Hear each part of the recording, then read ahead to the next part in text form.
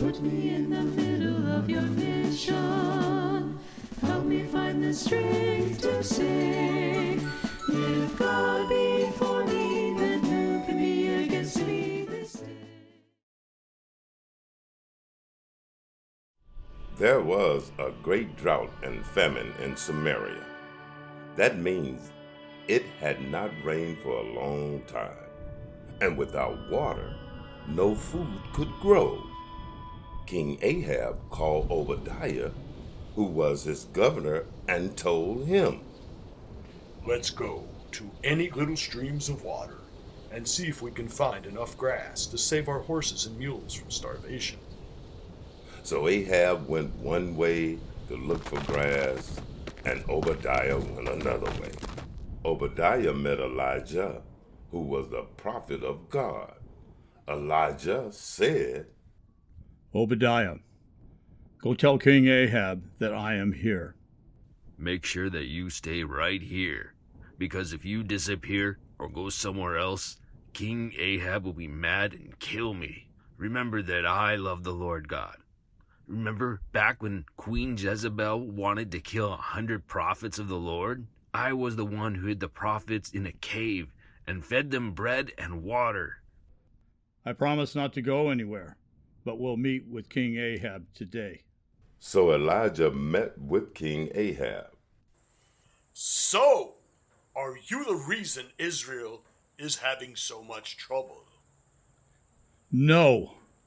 You are the reason because you have forgotten to follow God's laws.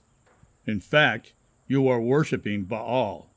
So let's have all the people meet on Mount Carmel along with the 450 prophets of Baal.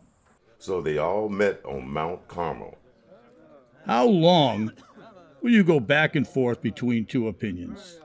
If the Lord is the true God, then follow him. If Baal is God, then follow him. So let's do an experiment with our sacrifices. Let us take 2 oxen and cut them in pieces and lay it on some wood, but do not light the fire.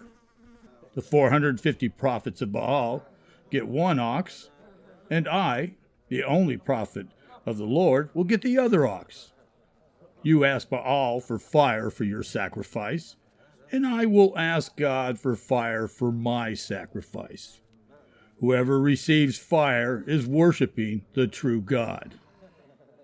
The people all thought, that sounded like a good plan. They put their ox on some wood, and for hours and hours they called.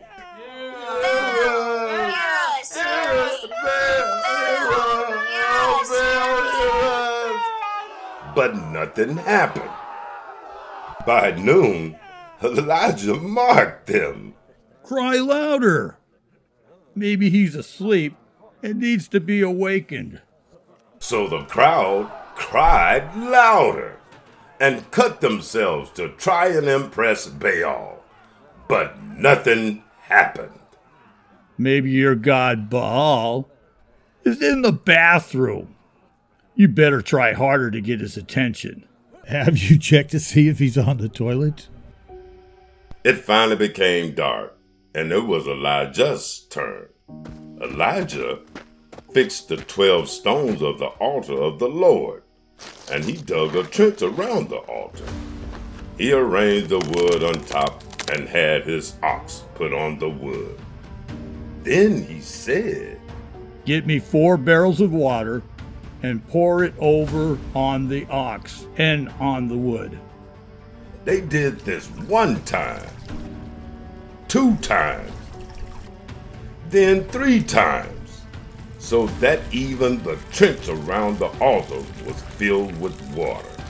O Lord, God of Abraham, Isaac, and of Israel, let it be known this day that you are God in Israel, and that I am your servant, and that I have done these things at your direction.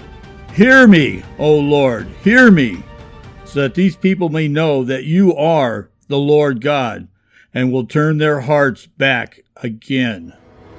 Then the fire of the Lord fell and consumed the burnt sacrifice and the wood, and the stones, and the dust, and even licked up the water that was in the trench.